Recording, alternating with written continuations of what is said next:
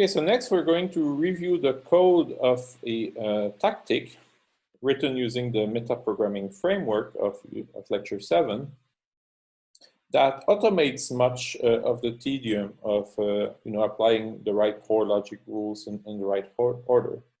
But before that, I would like to come back to the question of invariants and how to choose them. So, invariants are really they're really black magic in some sense. You need to get some experience. You need to, I don't know, there's nothing I can say really that will completely teach you how to come up with good invariants. And I myself, and anybody, I think, still struggles to find the right invariants because in general, it's an extremely difficult problem for arbitrary programs to find, all the invariants that you need, and they have to be correct. However, in the Hitchhiker's Guide, I've described some heuristics, some strategies that can be used. So I think I will just jump there if I can find it. Let's see. Where's the guide? Here.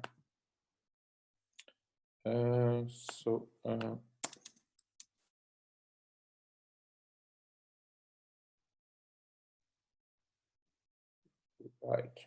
So let's see if I can share the screen.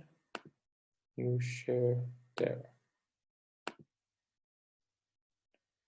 Right. So this is a discussion about the precise invariant we had here. And this says, okay, what do we want about the invariant? We want it to be true before we enter the loop.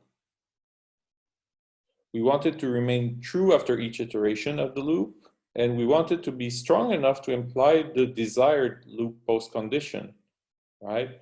So, so if it's too strong, then we'll not be able to establish it. Point 1 will be a problem. If it's too weak, then point 3 will be a problem. And if it's wrong, then point 2 will be a problem. And ideally, we want all 3 conditions at the same time. And that's the difficulty, right? And very often, the invariants will have this shape. They'll be of the shape work done plus work remaining equals desired result, right? So, and in our case, the work done, that was everything that was in N, and the work remaining, no, in M, I think, or I cannot remember. The work done was in, let me check the code again. Right, the work done is in M and the work remaining is in N, right?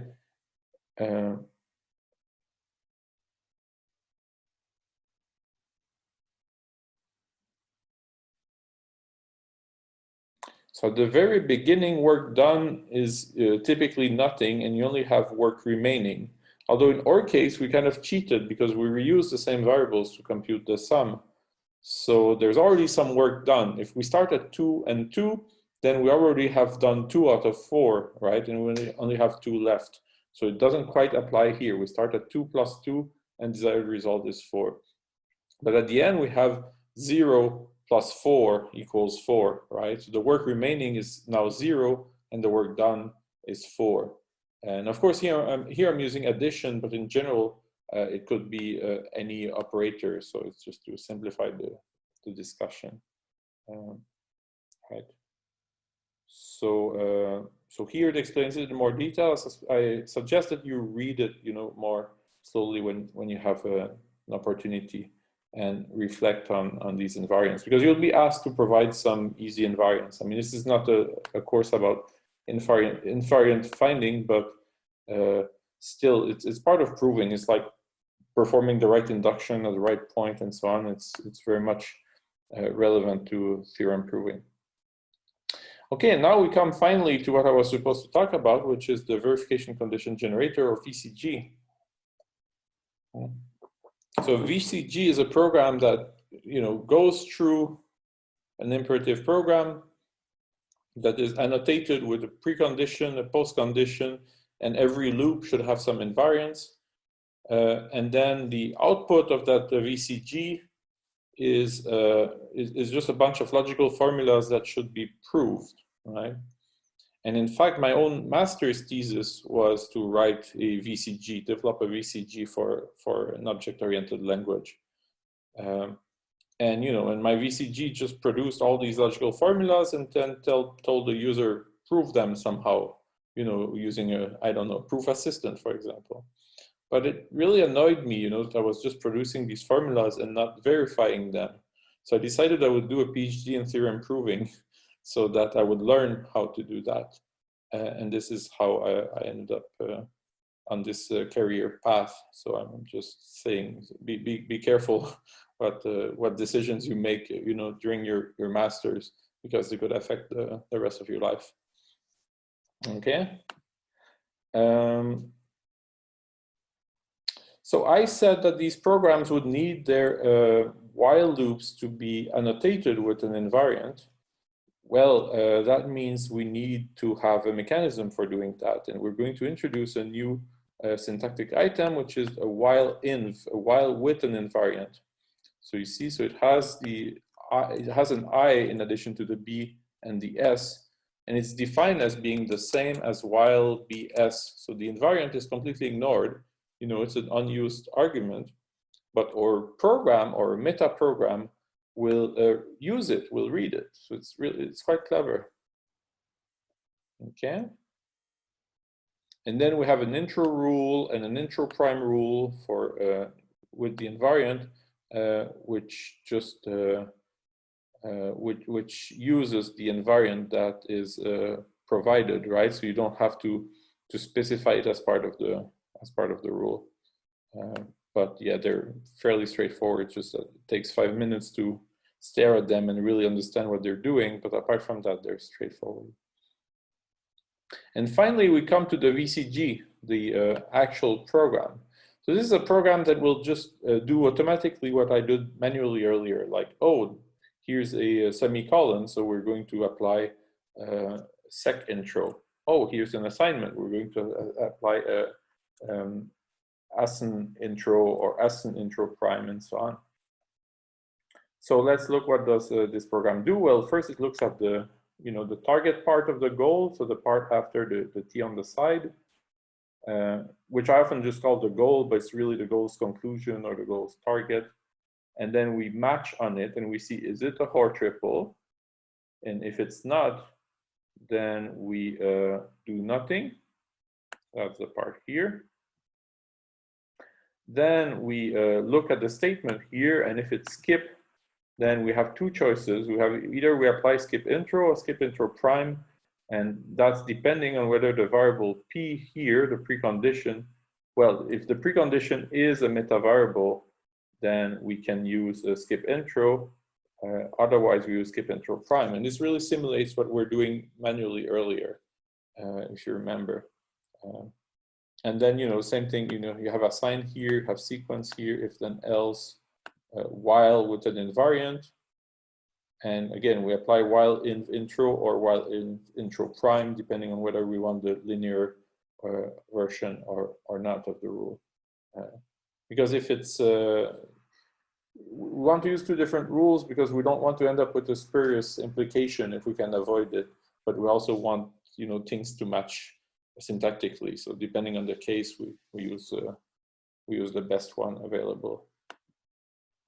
And if it's something else, so a program we cannot recognize, so maybe a while with no invariant, or some other strange symbol of statement type, then we just complain. We say cannot analyze.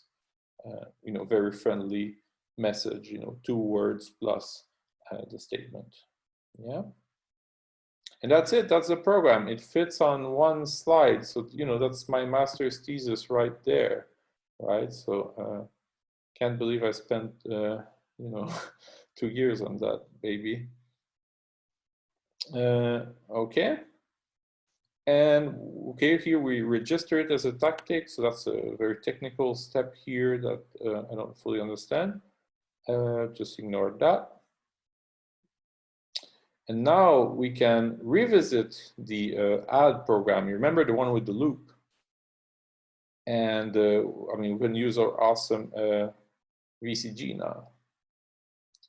And here's the idiom for doing it, right? So the first thing we need to do is annotate the while loops, right? So there's one while loop here, so we need to change, or program by program that is definitionally equal, is equal up to delta expansion and all the or conversion, delta conversion, but that has this invariance. And the trick, you remember, show allows us to reformulate the goals. So we just use show, and then we have the same precondition, same postcondition, but in the middle we put the program, which is definitionally equal, but has the as add, but has the invariant here, right?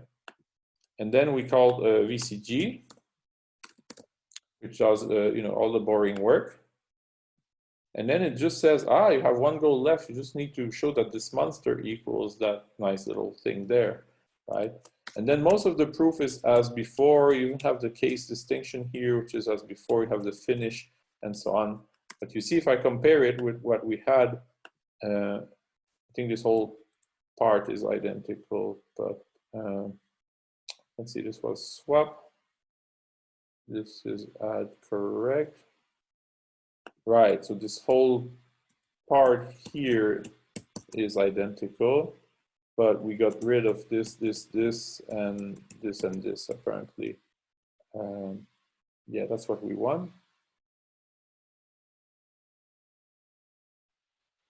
Of course, I mean, for bigger programs, the gain would be much bigger. I mean, the advantage is you really get rid of the program altogether. All you're left with is logic. But that's also a bit of a weakness of these tools, is that sometimes you don't know where the formulas come from and you have trouble relating to them. So you might think, okay, they should be correct, but where do they come from? What case of the program do they correspond to? So of course that's an issue sometimes with the programs.